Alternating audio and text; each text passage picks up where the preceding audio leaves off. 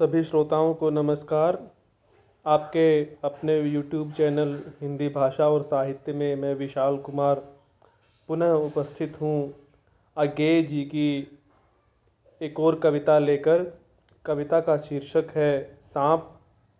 आज हम इस कविता की व्याख्या करेंगे और यह जो कविता है 3-4 पंक्तियों की कविता है, छोटी कविता है और अज्ञेय जी के इंद्रधनुष रोंदे हुए थे इस काव्य संग्रह से यह कविता ली गई है।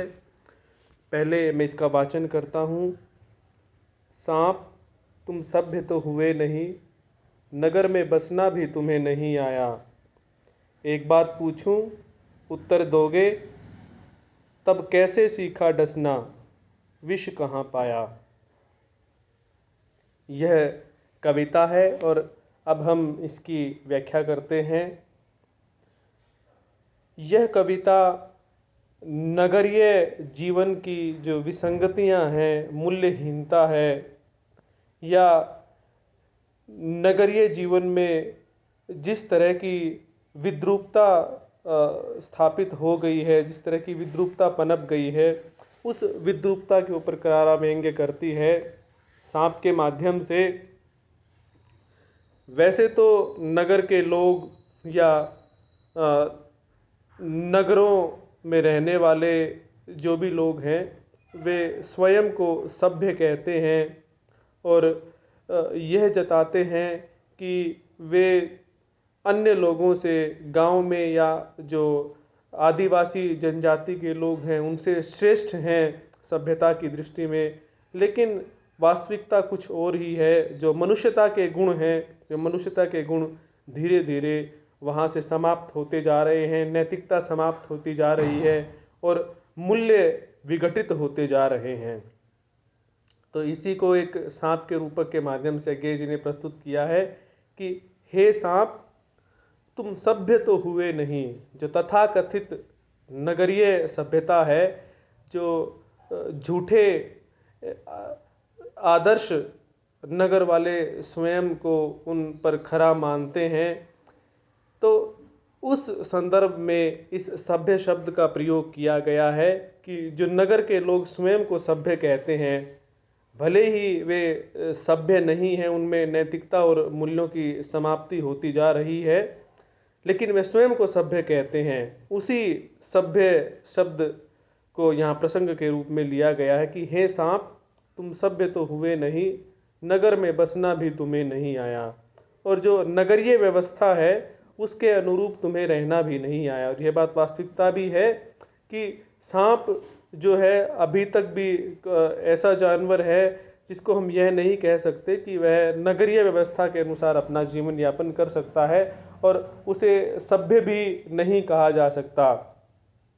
उसके बाद अज्ञेय जी कहते हैं, एक बात पूछूं, उत्तर दोगे, तब कैसे सीखा डसना, विष कहाँ पाया।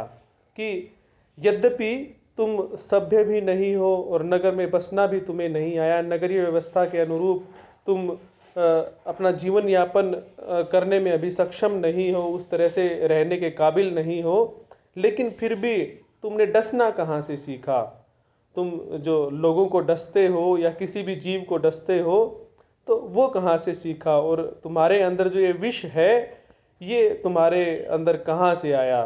भाव यह है कि जब तुम नगर में रहे ही नहीं और नगर में तुम्हें रहना ही नहीं आता, तो विष कहाँ से तुम्हारे अंदर आया और तुमने डसना किन से सीखा। क्योंकि अज्ञेय जी कहना चाहते हैं कि आजकल तो विष नगर में रहने वाले लोगों के हृदय में व्याप्त है, उनकी वाणी में व्याप्त है और डसते भी नगर के ही लोग हैं। यहाँ डसने का अर्थ धोखा देना या मूल्यों की गिरावट या वो जो भी गलत कार्य करते हैं, जो भी उनमें नैतिकता की कमी हुई है, उसको ही डसना और उसको ही विष की संज्ञा यहाँ अज्ञेय जी ने दी है कि नगर के लोग ही आजकल डसते हैं और उनमें ही विषैली भावनाएं हैं।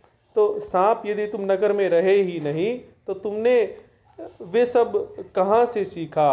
क्योंकि जो नगर में रहता है वो धीरे धीरे इन सब बातों को सीख जाता है, लेकिन तुमने तो फिर भी ये चीज़ें सीख ली। तो ये सीधा सीधा व्यंग्य सर्प पर नहीं, अपितु सीधा सीधा व्यंग्य नगर के लोगों पर है कि नगर के लोग भी उस सांप की तरह ही आजकल विषैली भावना वाले हो गए हैं। वो सभ्यता के नाम पर तो स्वयं को श्रेष्ठ बताते हैं, लेकिन धीरे धीरे उनके मानवीय मूल्य और नैतिकता समाप्त होती जा रही है।